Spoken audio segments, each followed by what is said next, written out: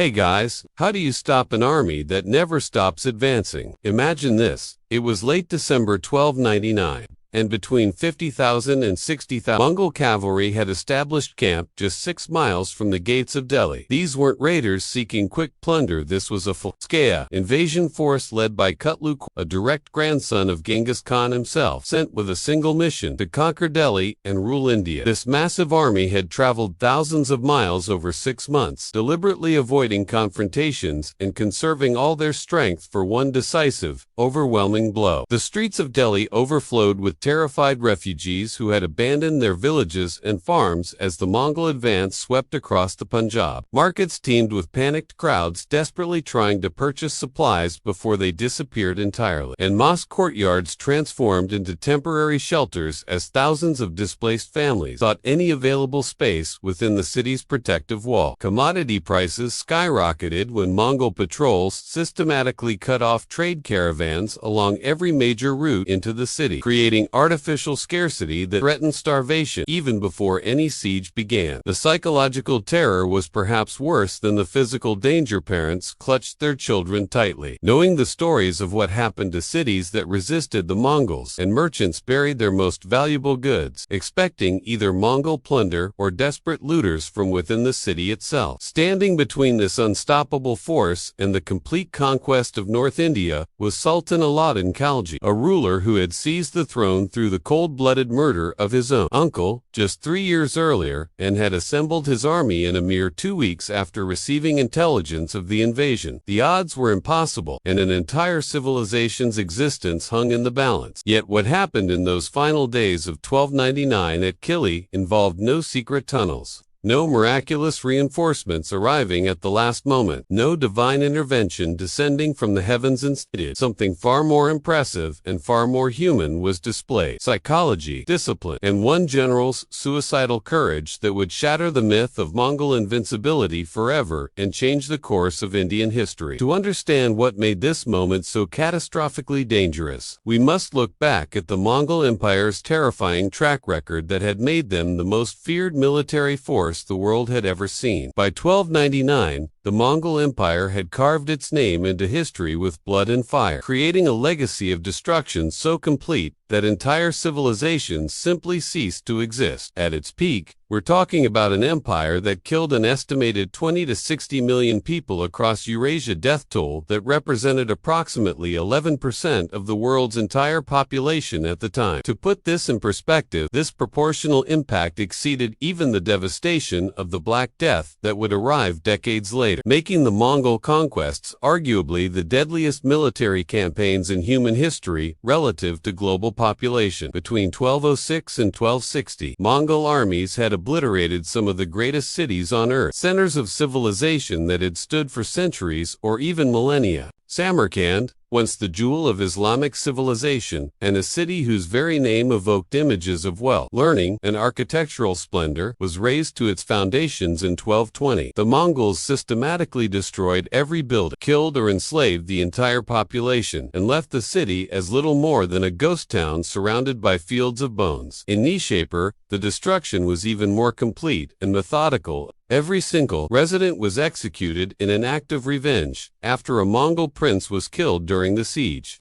Contemporary sources claim each Mongol soldier was given a quota of 24 people to kill, and officers verified the counts by collecting ears or heads, potentially reaching 1.2 million deaths in that city alone. The mathematical precision of this genocide reveals the Mongols' systematic approach to terror. They didn't just want to conquer cities, they wanted to send a message that resistance meant total annihilation. The great city of Baghdad, the intellectual heart of the Islamic world for 5 centuries and home to the legendary House of Wisdom, where scholars had preserved and expanded upon Greek, Persian, and Indian knowledge, fell in 1258 in what many historians consider one of the greatest cultural catastrophes in human history. The Mongol forces under Hulagu Khan besieged the city for 2 weeks before breaching its walls, then spent a week systematically destroying everything that had made Baghdad great. Its libraries were burned, with priceless manuscripts representing centuries of accumulated human knowledge thrown into the Tigris River, and the water ran black for days with the ink from destroyed books.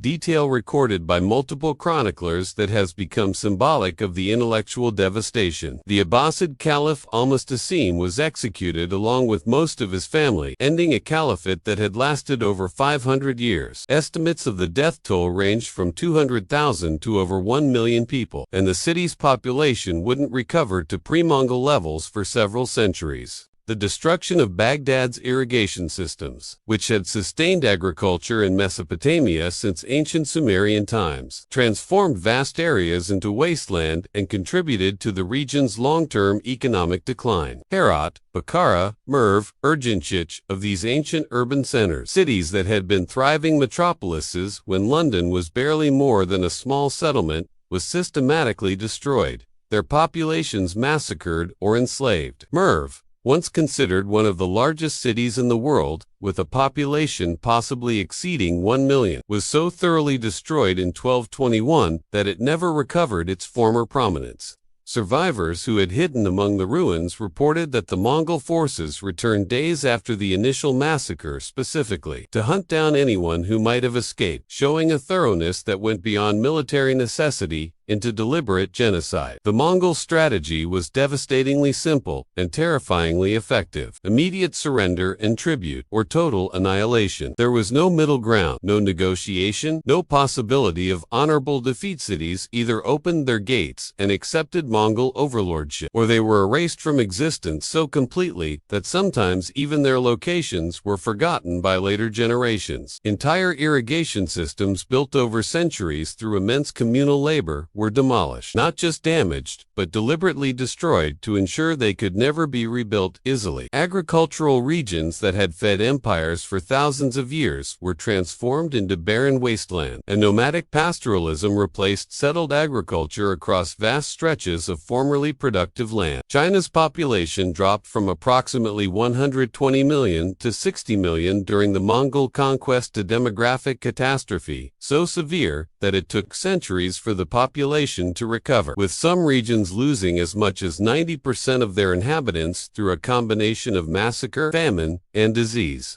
In Khorasan, the northeastern region of Persia that had been one of the most prosperous and densely populated areas of the Islamic world, Genghis Khan's forces created what historians describe as a demographic catastrophe, so extreme that survivors couldn't even quantify the devastation. Entire cities vanished, agricultural lands returned to desert, and the population may have declined by as much as 75% or more. But what made the Mongols truly terrifying, beyond the death toll and destruction, was their military genius and their ability to learn, adapt, and incorporate the best practices from every civilization they encountered. Their armies moved with unprecedented coordination, using sophisticated signaling systems that included flags, torches, and complex drum patterns that allowed commanders to direct forces across vast distances even in the chaos of battle. This level of battlefield communication wouldn't be matched by European armies until the Napoleonic era, over 5 centuries later. Mongol cavalry could cover 80 miles in a single day when necessary, using a relay system where each warrior had multiple horses and would switch mounts to keep the animals fresher. Logistics innovation that gave them strategic mobility no sedentary civilization could match. They could campaign in any season, including the depths of winter, when traditional medieval armies were forced to cease operations, giving them the element of surprise when enemies expected them to be inactive. Their weaponry was equally sophisticated. Mongol composite bows, made from layers of wood, horn, and sinew, could pierce armor from 100 meters away and had an effective range of up to 300 meters in the hands of skilled archers. Every Mongol warrior was trained from childhood in mounted archery, a skill so difficult that it took years to master, but which gave them devastating firepower that could be delivered. While moving at full gallop, they could shoot forwards, backwards, and to either side while riding, making them nearly impossible to engage safely. The famous Parthian shot, turning in the saddle to fire backwards while retreating, was a standard Mongol tactic that devastated pursuing enemies who thought the Mongols were fleeing in panic. The Mongols applied psychological warfare with surgical precision, deliberately spreading stories of their atrocities to paralyze resistance before they even arrived at a city's gates.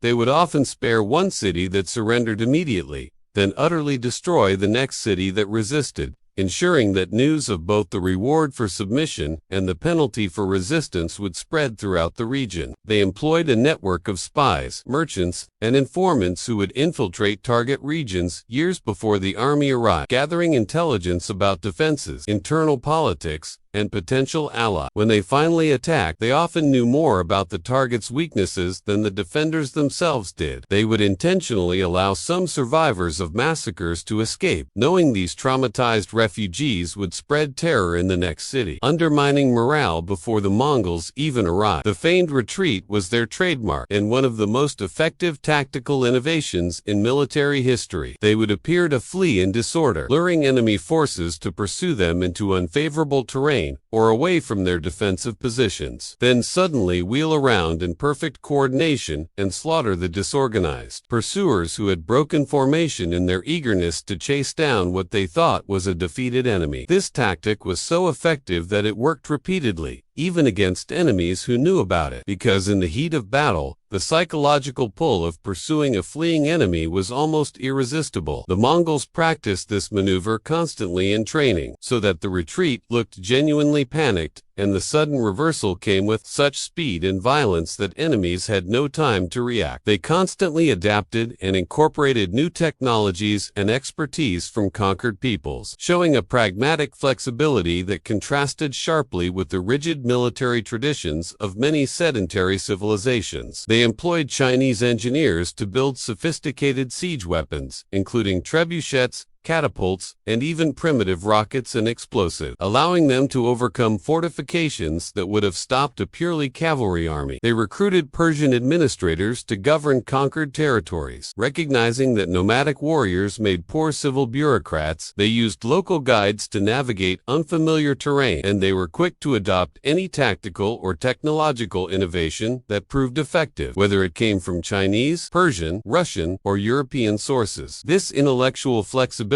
combined with their ruthless efficiency, made them perhaps the most adaptive military force in history until the modern era. By 1299, the Mongols had been raiding India for decades, and the Delhi Sultanate had become intimately familiar with both their military capabilities and their brutal method. Lahore, one of the great cities of the Punjab and a crucial trade center, was plundered in 1241 when a Mongol force swept through the region, massacring thousands and carrying off enormous amounts of treasure and slaves. The Punjab region, the agricultural heartland that fed much of North India, was repeatedly devastated by raids that destroyed crop, irrigation systems, and entire villages, creating recurring famines that killed far more people than the actual fight. These weren't just military incursions, they were economic catastrophes that undermined the stability of the entire sultanate. The Chagatai Khanate, one of four successor states from Genghis Khan's empire that had emerged after the Great Khan, descendants divided his conquests, controlled all of Central Asia from the borders of China to the frontiers of Persia. From their perspective, India was the natural next target for expansion of fabulously wealthy land, whose riches were legendary throughout Asia, and which was divided among competing sultanates and Hindu kingdoms that seemed unlikely to unite effectively against an external threat. The Mongol Khans viewed India the way Spanish conquistadors would later view the Americas, as an almost unimaginably rich prize waiting to be taken by whoever was bold enough to seize it. The Delhi Sultanate had been fighting these incursions since the 1220s, when Genghis Khan himself had chased Jalal ad-Din Mengburna, the last ruler of the Khwarezmian Empire, to India's borders after destroying his kingdom. Jalal ad-Din had briefly taken refuge in the Indus region before eventually leaving, but his presence had drawn Mongol attention to India, and that attention had never fully shifted away. The relationship between Delhi and the Mongol Khanates existed in perpetual terror, punctuated by periods of actual invasion. As recently as the winter of 1297 to 98, a massive Mongol force had ravaged the Punjab, advancing as far as Kasar and threatening Delhi itself before being defeated by Delhi forces at Jalan Harmanjar on February 6, 1298. But this victory, while celebrated in Delhi, came at an enormous cost. Approximately 20,000 Mongol warriors were killed in the battle. But the fact that the Mongols were willing to accept such massive casualties while still maintaining offensive operations proved they were willing to pay almost any price to achieve their objective. In 1298, another Mongol army led by Soldi invaded Sind, the region around the Indus River Delta, and captured the strategically important Sivastan fort, establishing a permanent Mongol presence inside what had previously been considered Delhi's secure territory. This was particularly alarming because it suggested the Mongols were moving beyond simple raiding toward actual territorial conquest, establishing fortified positions that could serve as bases for future operations deeper into India. The pattern was ominous. Each Mongol incursion penetrated slightly deep, lasted slightly longer, and was slightly more organized than the last. The Delhi Sultanate was fighting for survival against an enemy that had conquered everyone else, and the historical precedents were terrifying. Chinese dynasties, including the powerful Southern Song dynasty that had resisted for decades, had ultimately fallen to Mongol conquest. The Khwarezmian Empire, which once stretched from Turkey to Afghanistan and had been one of the most powerful states in the Islamic world, had been completely eradicated in a campaign lasting from 1219 to 1220, when an entire empire destroyed in less than 3 years. Russian principalities had been subjugated and forced to pay tribute to the Golden Horde, with Russian princes required to travel to the Mongol capital to receive patents of authority, effectively becoming Mongol vassals who ruled at the Khan's pleasure. Polish and Hungarian armies had been crushed at the Battle of Legnica and the Battle of Mohi in 1241, demonstrating that Mongol military supremacy extended even to heavily armored European knights. The Mongols had defeated every type of army they encountered: Chinese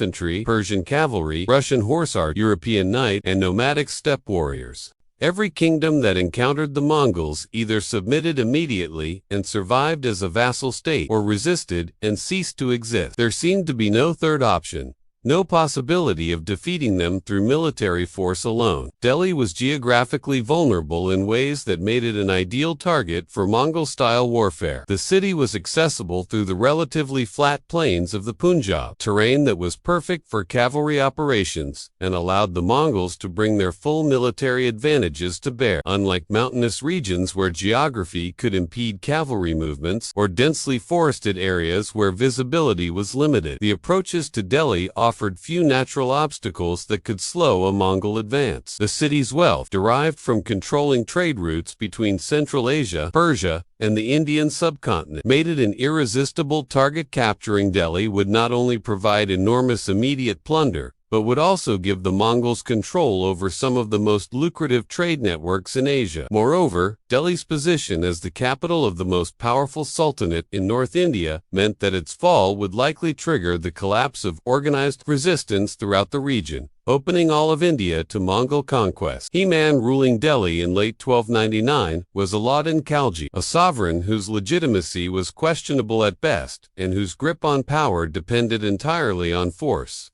fear, and military success. Alauddin Khalji's path to power read like a Shakespeare tragedy, full of ambition, betrayal, murder, and the constant fear that others would do to him what he had done to his predecessor. Born around 1266 in Afghanistan as Aligarh Shah, he was the nephew and son-in-law of Sultan Jalaluddin Khalji, who had established the Khalji dynasty in 1290 by overthrowing the Mamluk sultans who had previously ruled Delhi. The Mamluk dynasty itself had been founded by former slave soldiers, and the pattern of violent succession was well established in Delhi politics. Rulers came to power through military force and maintained power only as long as they could defend it. Young Alauddin was raised by his uncle after his father died, brought into the royal household, and given important positions that should have guaranteed him a comfortable life at court. He was appointed a Maratuzak, essentially a master of ceremonies responsible for organizing royal functions and maintaining court protocol, a prestigious, but largely ceremonial role that carried high status but little real power. For many men, this would have been enough: a secure position, royal favor, and the comfortable life that came with being part of the Sultan's inner circle. However, Alauddin harbored far greater ambitions, and chafed at what he saw as his uncle's weakness and lack of vision. He proved himself an extraordinary military commander during campaigns against rebellious nobles and rival sultanates, showing a combination of tactical brilliance, personal courage, and ruthless efficiency that won him the loyalty of soldiers who valued competence and success above questions of morality or ethics. He suppressed rebellions with a thoroughness that terrified potential rebels, and he conducted profitable raids that enriched both the royal treasury and his own personal wealth. His reputation grew, and with it grew his ambitions and his sense that he could do better than his uncle if given the chance. In 1296, Alauddin led an expedition to Divagiri in the Deccan, far to the south of Delhi.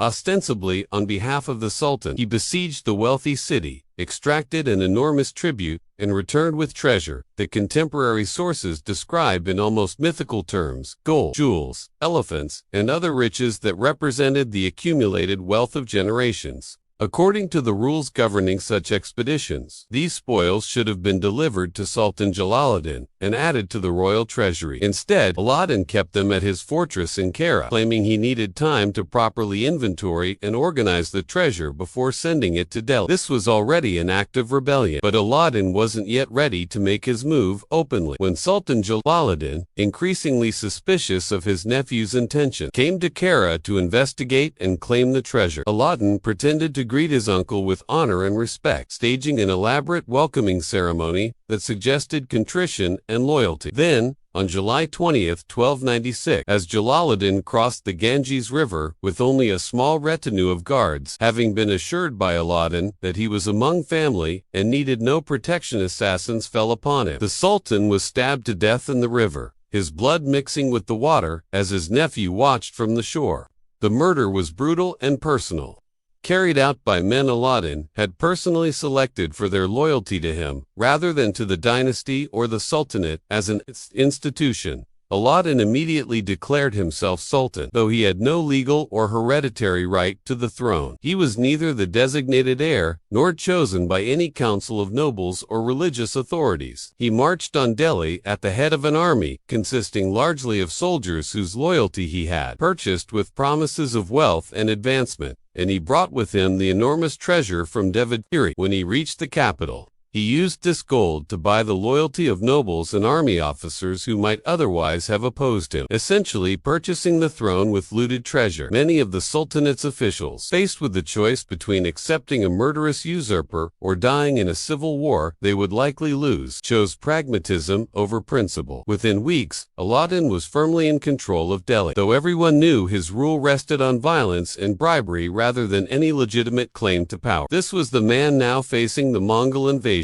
intelligent and capable of sophisticated strategic thinking despite being illiterate, ruthless in the extreme, willing to kill even family members who stood in his way, paranoid to a pathological degree, constantly fearing that others would do to him what he had done to his uncle, and desperately insecure about his legitimacy, knowing that his rule was accepted only because people feared him or had been bribed into submission. Alauddin's personality shaped everything about his reign and would prove crucial to understanding his decisions at the Battle of Kili. Alauddin's insecurity about his legitimacy manifested in various ways throughout his reign, driving policies that ranged from brilliant to tyrannical. He was illiterate, never having received the education that was typically given to princes and nobles, but he possessed extraordinary organizational abilities and an intuitive grasp of power dynamics that compensated for his lack of formal learning. He dreamed of becoming a second Alexander the Great, conquering vast territories and earning through military glory the legitimacy that he lacked through heredity. He even minted coins with the title Sikandar Sani, meaning Second Alexander, a grandiose claim that revealed both his ambitions and his desperate need for validation. He implemented revolutionary market controls throughout Delhi, fixing prices on essential commodities like grain, cloth, and meat at artificially low levels. The stated purpose was to prevent merchants from exploiting the population, but the real goal was more calculated. By keeping prices low, he could pay his soldiers reduced salaries while still ensuring they could afford basic necessities.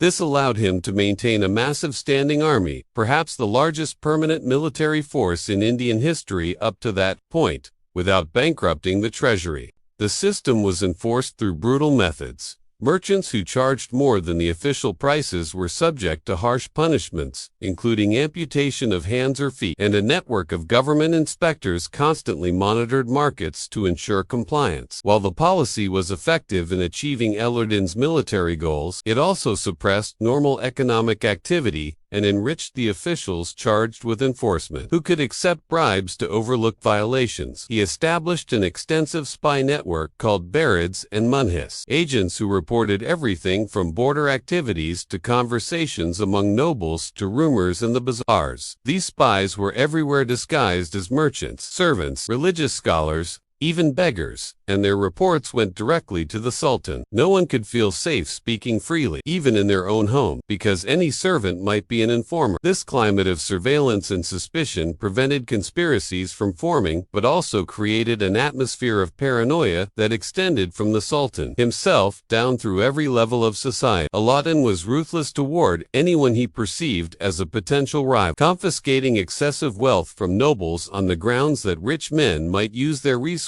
to fund rebellions. He banned social gatherings among the aristocracy, reasoning that nobles who met to socialize might also be meeting to plot against him. He prohibited the consumption of alcohol at court and in the army, not for religious reasons, but because he believed wine loosened tongues and might lead to indiscreet conversations about his legitimacy. He trusted almost no one, keeping even his closest advisors under surveillance and rotating officials frequently. To prevent anyone from building independent power bases, paranoia would prove critically important at Kili, because it meant that Alauddin valued obedience and control above almost every other consideration. He would rather see a capable general fail through following orders than succeed through independent action, because success achieved through disobedience might inspire others to question his authority. This psychology, the mindset of a usurper who knows he lacks traditional legitimacy and must therefore maintain absolute control, would shape his decisions during the battle in ways that were both strategically sound and morally questionable. Despite all his paranoia and tyranny,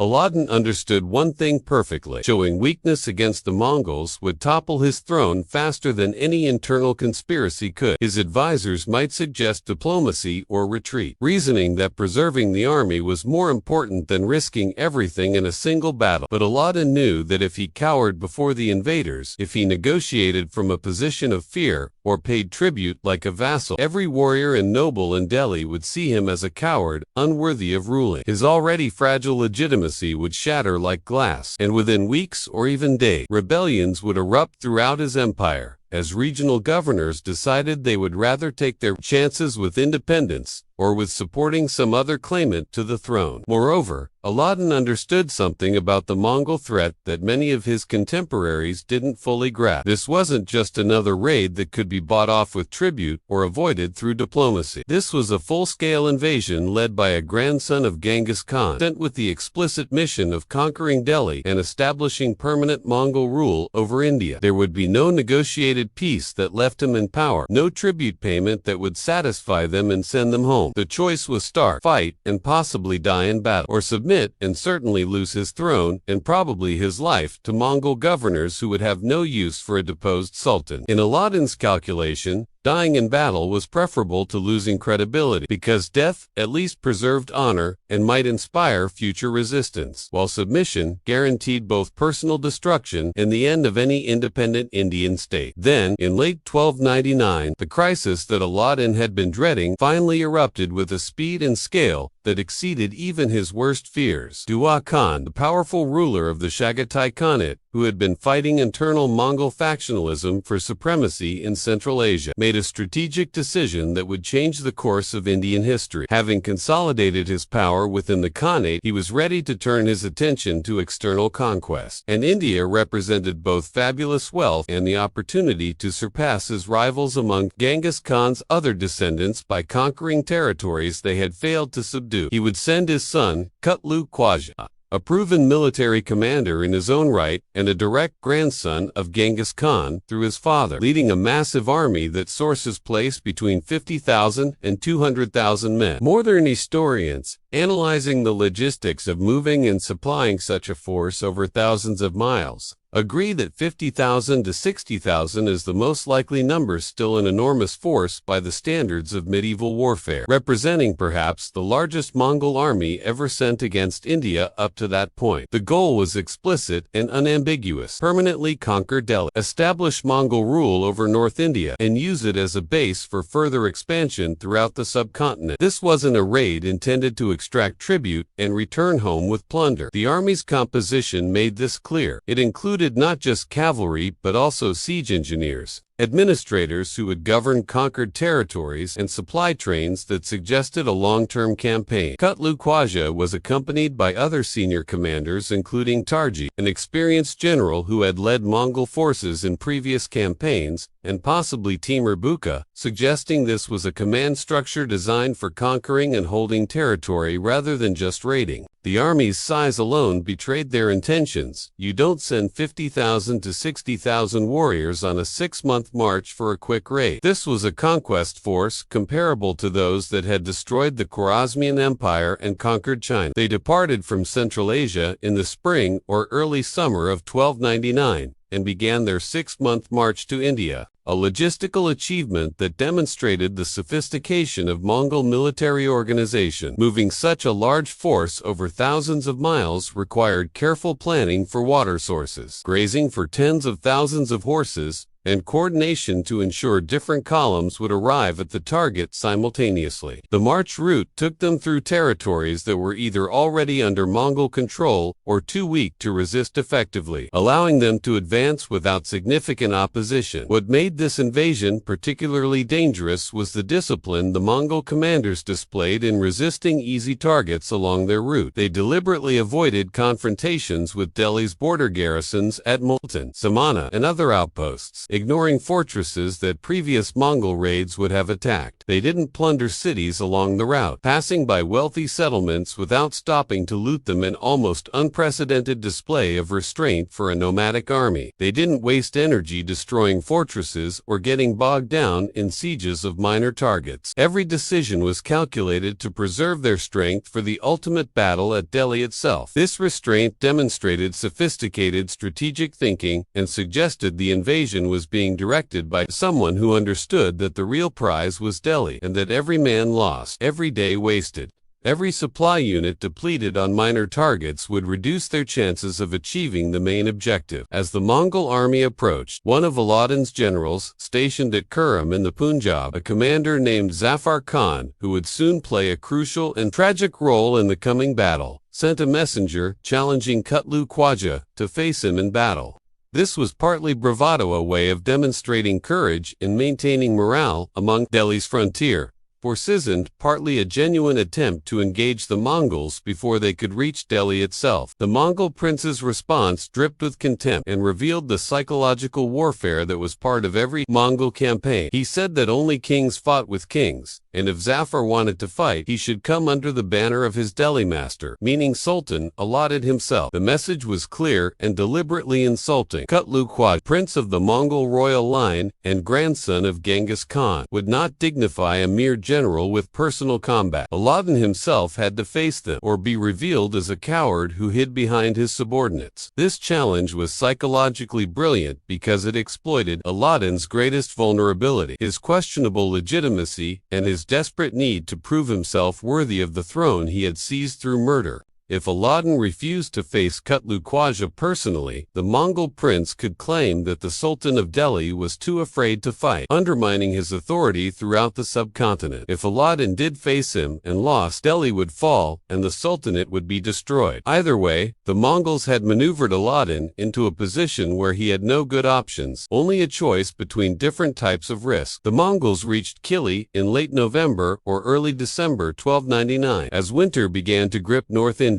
they camped about 6 miles from Delhi's suburbs, close enough to be visible from the city's walls, but far enough to be safe from any surprise sally by the garrison. The camp itself was enormous, a temporary city of felt tents and horse lines that stretched across the plain, with guards posted at regular intervals and patrols constantly riding out to scout and to intercept anyone trying to enter or leave Delhi. News of their arrival triggered absolute panic throughout Delhi and the surrounding region. People from surrounding villages and towns flooded into the fortified city Scythian wave, abandoning their homes and farms and bringing with them whatever possessions they could carry. Every available space filled with refugees, mosque courtyards, caravanserais, even private homes found themselves hosting desperate families who had nowhere else to go. The streets became impassable, clogged with people, animals, and carts. The city's normal population, perhaps 100,000 to 150,000 people, potentially doubled within a few days as the refugee crisis escalated.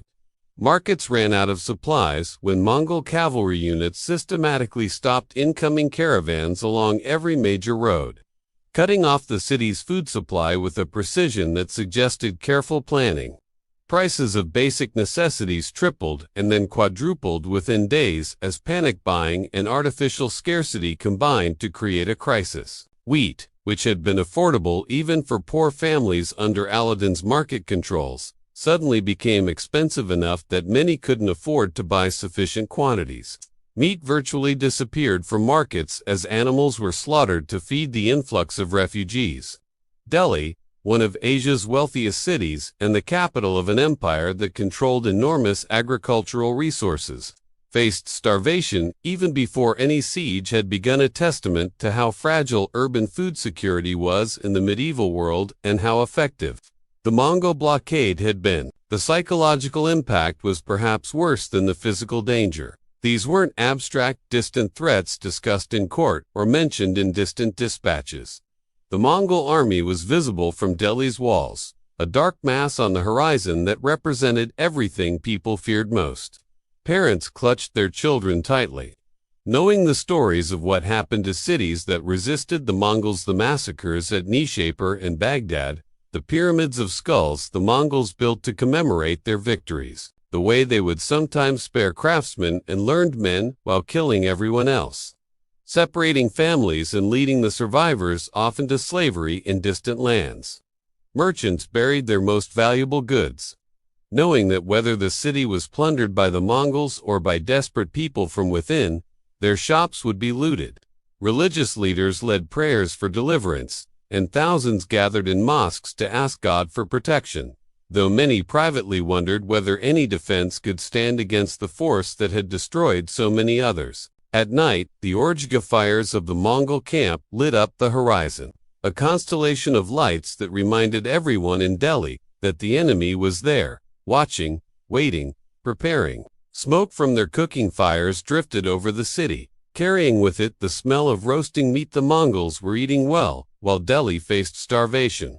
Guards on the city walls could hear distant sounds from the camp, the neighing of thousands of horses, occasional shouts in Mongol and Turkic languages, the ring of metal on metal as warriors sharpened their weapons. Some claimed they could hear Mongol drums, though this may have been imagination or psychological warfare designed to keep the defenders from sleeping. The waiting was almost worse than battle would have been, because every passing hour allowed fear to grow and hope to diminish. According to the 14th century historian Isami, whose chronicle provides one of the most detailed accounts of these events, Alauddin received intelligence about the invasion after the Mongols crossed the Indus River, which marked the traditional boundary between Central Asian territories and the Indian subcontinent. This timing gave him at most 1 or 2 weeks to prepare for the greatest military crisis of his reign, a period so short that it seemed almost impossible to assemble an adequate defense. He immediately sent urgent messages to provincial governors throughout his empire, demanding that they send reinforcements immediately with whatever forces they could muster. Express riders galloped off in every direction, carrying sealed orders that called up every available soldier. However, there was no time to wait for distant reinforcements to arrive. Geography and logistics meant that troops from Gujarat would need weeks to reach Delhi. Forces from Bengal would need even longer, and by the time they arrived, the battle would already have been decided one way or another. Most of Alauddin's best troops were elsewhere, deployed on campaigns that had seemed important before the Mongol invasion suddenly made everything else irrelevant. Ulugh Khan and Nusrat Khan, two of his most capable generals, were on campaign in Gujarat to the south, hundreds of miles away, leading the Sultanate's elite forces against rebellious Hindu kingdoms. These were the men and troops Alauddin would have preferred to have with him. but he had to fight with whatever forces were immediately available in and around Dalia, makeshift army assembled in desperate haste from garrison troops, palace guards, and whatever provincial forces happened to be close enough to reach the capital in time. Alauddin established his military camp near Siri, on the banks of the Yamuna River, choosing a location that offered both defensive advantages and access to water for his army and horses. He convened his war council, summoning all his senior officers, trusted advisors, and experienced commanders to discuss the crisis.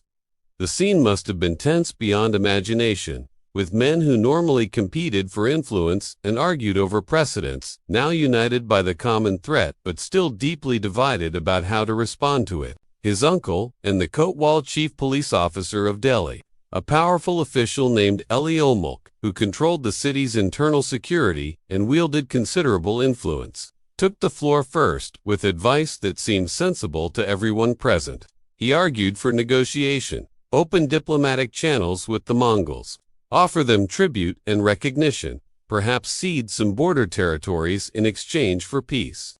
The logic seemed unassailable. Why risk the entire kingdom in a single battle against an enemy famous for never losing? The Mongol Empire had shown itself willing to accept vassal states that paid tribute and acknowledged Mongol supremacy. Numerous kingdoms had survived through this arrangement when military resistance would have meant destruction.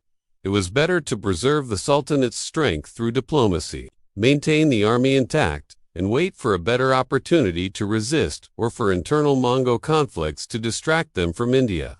After all, the Mongol Empire was increasingly divided among competing khanates. Perhaps those divisions could be exploited with time and careful diplomacy, and hope that time and circumstances might eventually provide an opportunity to regain independence. Some nobles went further, arguing that resistance was not just foolish but actively sinful, that Alauddin's duty as sultan was to protect his people, and leading them into a battle he would likely lose was a betrayal of that duty. Better to pay tribute and let people live under Mongol rule than to sacrifice tens of thousands of lives in a futile gesture of defiance. One noble reportedly argued that the Mongols had proven themselves capable governors in many regions, that life under Mongol rule might not be significantly worse than under the current sultanate, and that therefore resistance was pointless.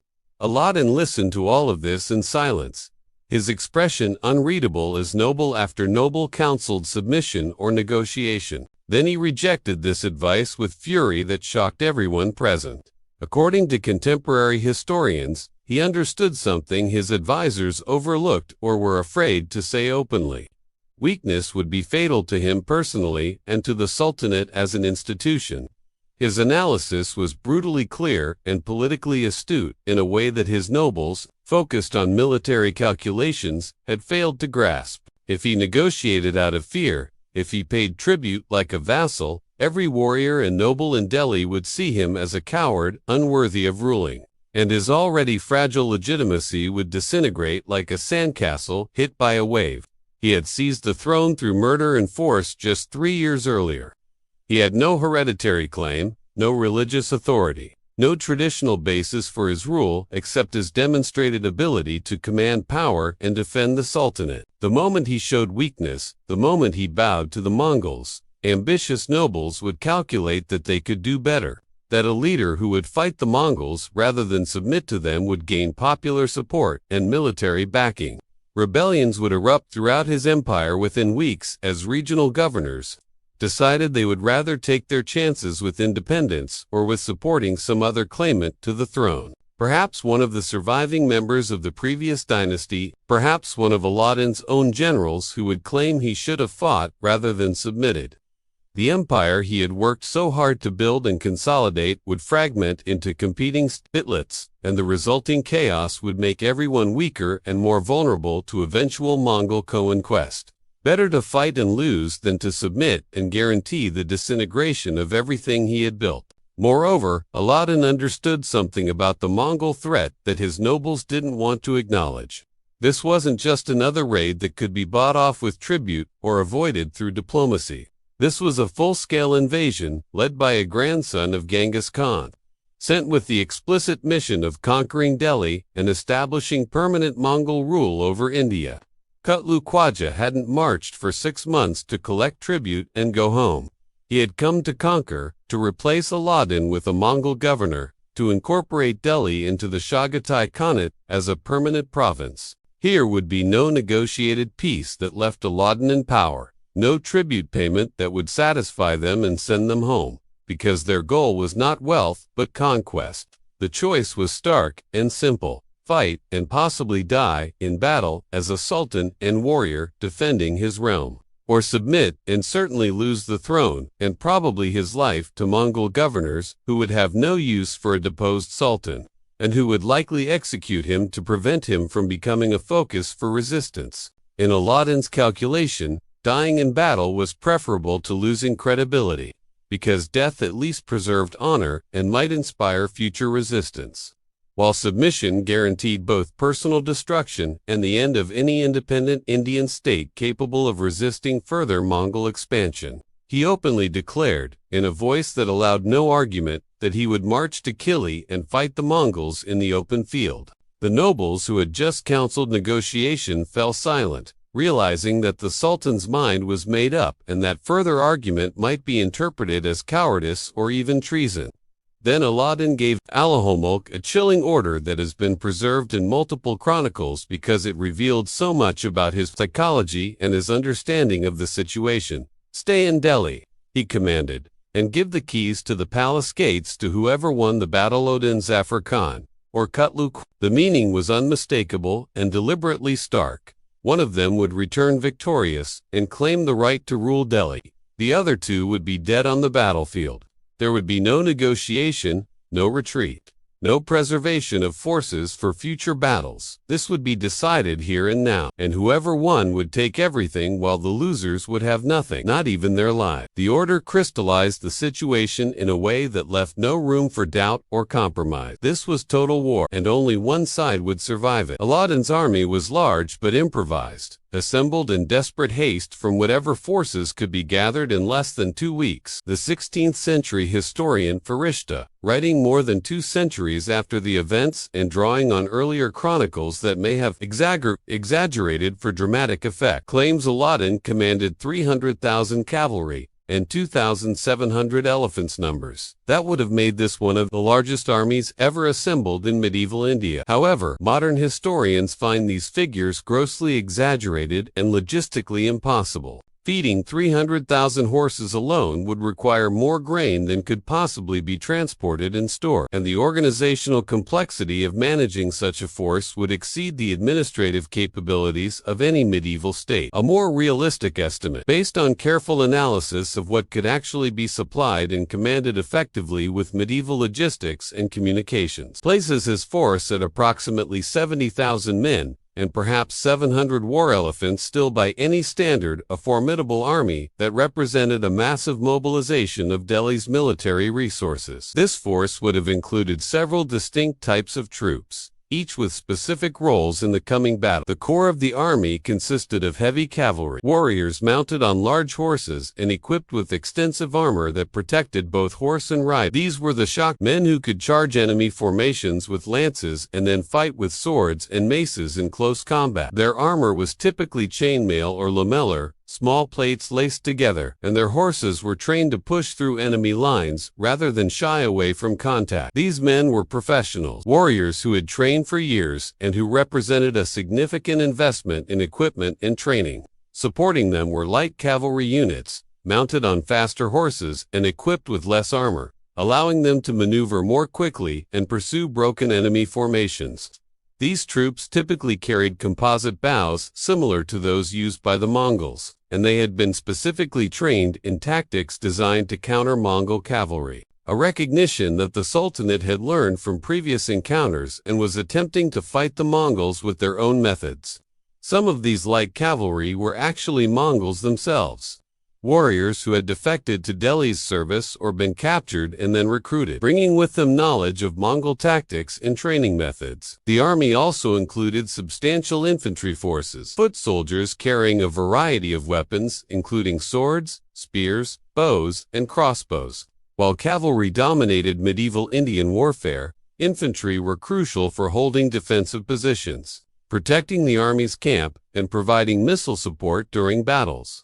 Many of these infantry were Hindu warriors serving Muslim commanders, reflecting the complex ethnic and religious dynamics of the Delhi Sultanate, which ruled over a predominantly Hindu population and incorporated local military traditions into its forces. Most dramatically, Delhi fielded war elephants, massive animals that could weigh several tons and stand 10 to 12 feet tall at the shoulder, making them literally towering presences on the battlefield. These elephants were carefully trained for combat, accustomed to the noise and chaos of battle, and protected with armor that covered their heads and flanks. Each elephant carried a howdah, a protected cabin on its back, containing several archers who had an elevated position perfect for shooting down into enemy formations. The elephants themselves could be used as living battering rams, capable of smashing through enemy lines and trampling cavalry under their enormous feet. Their psychological impact was enormous. Horses that had never encountered elephants would often panic and refuse to approach them, and even experienced cavalry would hesitate to charge directly at such massive creatures. However, elephants were also vulnerable if wounded or panicked. They could rampage through their own lines, causing more damage to friends than enemies. They required careful handling and had to be positioned where they could be most effective, while minimizing the risk of them breaking and causing chaos in Delhi's own formations. Alauddin divided his army into 5 main divisions. Following standard military practice for large medieval armies that needed to maintain command and control across extended battle, he commanded the center himself, placing himself and his most trusted household troops in the position that would face the main Mongol. A salted decision that demonstrated either genuine courage or shrewd political calculation, probably both, since being seen personally leading the main battle line would reinforce his legitimacy, while also ensuring he would directly oversee the most crucial part of the engagement. The left wing was given to Nusrat Khan, an experienced general who had recently rushed back from the Gujarat campaign and who commanded some of the Sultanate's elite forces. Nusrat Khan was a capable officer, but his troops were likely somewhat fatigued from their forced march back to Delhi, and they might not have had adequate time to rest and prepare before being thrown into battle.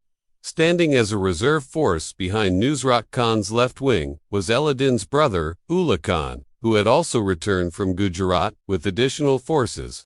These reserves could be committed to exploit a breakthrough, reinforce any part of the line that was under excessive pressure, or serve as a final defensive line if the main battle went badly. The placement of reserves behind the left wing, rather than the center, suggested Alauddin expected the Mongols might try to outflank his position on that side. The right wing was given to Zafar Khan, and at this point we need to understand who this man was, because his actions would determine everything that followed and would ultimately shape the outcome of the battle in ways that no one could have anticipated. Zafar Khan, whose real name was Haizabrudin and who was possibly born as Yusuf before converting to Islam or adopting a Muslim name, was one of Alauddin's oldest and most loyal supporters, a man whose relationship with the Sultan was complex and fraught with tension despite their long association. Some chroniclers claim he was Alauddin's sister's son, making him the Sultan's nephew, though this familial connection isn't confirmed in all sources and may have been claimed or assumed based on their close association rather than actual blood relationship.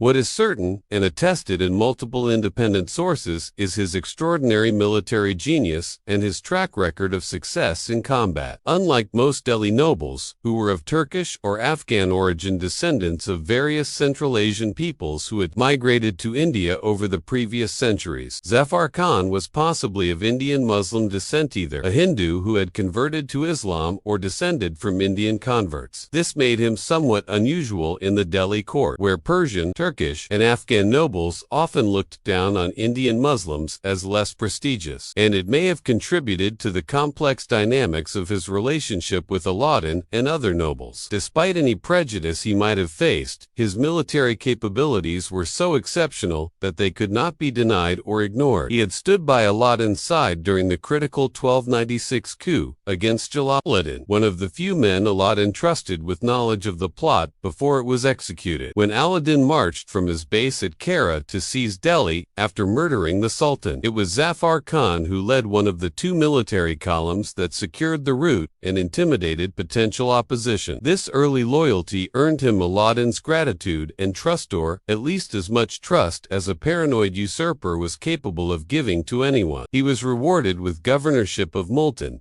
one of the most important border provinces facing the Mongol frontier, and later with Samana, another crucial position. These weren't ceremonial appointments. They were vital military commands where governors were expected to fight off Mongol raids, maintain garrison readiness, and protect the Sultanate's borders. Zafar Khan excelled at these duties, demonstrating both administrative competence and military prowess. In the winter of 1297–98, when a massive Mongol force invaded the Punjab and threatened to overwhelm Delhi's border defenses, it was Zafar Khan and Ulugh Khan who led the counterattack. They marched their forces north to intercept the invaders, and on February 6, 1298, they crushed the Mongol army at Jalan Harmanjar in a decisive victory that saved the Sultanate from what could have been a catastrophic invasion. The battle was savage and costly. Approximately 20,000 Mongol warriors were killed, a number so large that it represented one of the most significant defeats the Mongols had ever suffered.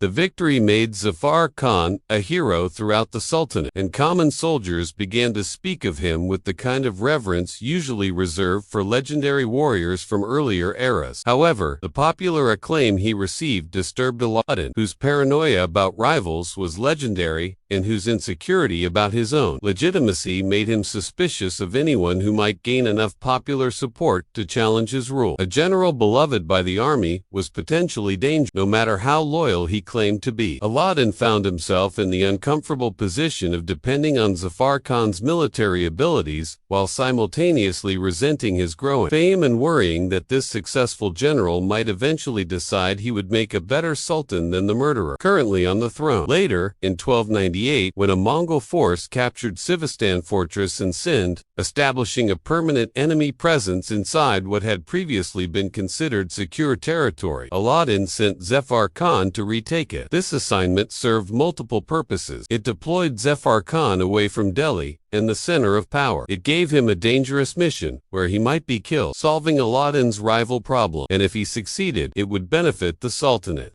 Zafar Khan stormed the fortress in a daring assault that combined tactical brilliance with personal courage, destroyed the Mongol garrison in brutal close-quarters fighting, and brought the surviving Mongol commanders back to Delhi as prisoners, a spectacular success that only increased his reputation and Alauddin's discomfort. This man had never lost against the Mongols in multiple engagements, spanning several years. He was bold to the point of recklessness, willing to take risks that more cautious commanders would avoid. And this audacity, combined with genuine tactical skill, had brought him consistent success. His soldiers worshipped him, seeing him as a leader who shared their dangers rather than commanding from safe positions in the rear. And this kind of personal loyalty from troops was both valuable and dangerous in the political dynamics of the Delhi Sultanate. Alauddin depended on him, needed his military capabilities, but was profoundly uncomfortable with his popularity, and always worried that Zafar Khan's ambitions might extend beyond military commands to the throne itself. This psychological dynamic between Sultan and general mutual dependence combined with mutual suspicion, appreciation for capabilities combined with fear of ambitions would shape the battle's outcome in ways that neither man fully anticipated. Alauddin trusted Zafar Khan enough to give him a crucial position commanding the right wing, but not enough to give him the center or overall command. Zafar Khan served Alauddin loyally, but perhaps harbored resentment about being suspected despite his faithful service, and perhaps felt he had something to prove about his courage and loyalty. The right wing under Zafar Khan's command contained what sources describe as the Hazar Barjars, experienced Indian warriors who knew regular warfare, men who had fought in multiple campaigns and who represented some of the most skilled soldiers in the Delhi army. These weren't raw recruits or garrison troops pressed into service. They were professionals who had chosen military service as a career and who had survived long enough to develop real expertise. Giving them to Zafar Khan made sense. Militarily, he was the general most experienced in fighting Mongols, and these were troops capable of executing complex maneuvers under pressure. But it also meant that one of the most capable, independent forces in the army was commanded by a man Alauddin didn't fully trust, a situation that would have dangerous consequences. The Mongol army opposing Delhi was divided into 4 main divisions, according to their standard organizational structure. Ketlig Khwaja, as the overall commander and the ranking prince, commanded the center, the largest and most powerful division that would face Alauddin's, centered directly in what both sides expected to be the decisive engagement of the battle. Targi, an experienced general who had fought in numerous campaigns and who understood siege warfare as well as open battle, managed one wing with forces probably numbering around 10,000 cavalry. Hiklok commanded another wing with a similar force, and there were possibly other commanders controlling remaining units, though sources are less clear about the precise organization of the Mongol forces beyond these main leaders. The Mongol army, though smaller in total numbers than Delhi's forces, had crucial advantages that made them formidable opponents despite being outnumbered. Every Mongol warrior had been trained from childhood in mounted archery and cavalry tactics, creating a level of skill uniformity that few sedentary armies could match. And perhaps, most importantly, they had the psychological advantage of an undefeated reputation. They were the Mongols, a force that had conquered everyone else, and this reputation alone could paralyze opponents before battle was even joined.